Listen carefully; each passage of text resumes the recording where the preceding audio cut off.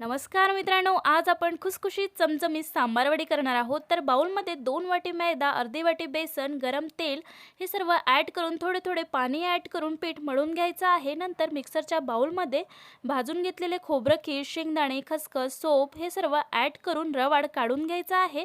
तेलामध्ये जिरं, कढीपत्ता, काढलेले सर्व मसाले हे सर्व ॲड करून मिनिटभर परतून घ्यायचं आहे। नंतर धनिया पावडर, मिरची पावडर, मीठ, हळद, काळा मसाला हे सर्व ॲड करायचं आहे आणि परतून घ्यायचं आहे। बारीक कट केलेली कोथिंबीर सुद्धा यामध्ये ॲड करायची आहे, एकजीव करून घ्यायची आहे आणि थोड्या वेळांसाठी परतून घ्यायची आहे। मळलेल्या पिठाची पाती लाटून घ्यायची आहे।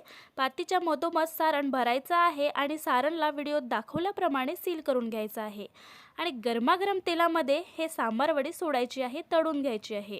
तुम्हाला हा व्हिडिओ डिटेलमध्ये पाहायचे असेल तर माझ्या यूट्यूब चॅनलवरती जाऊन तुम्ही बघू शकता।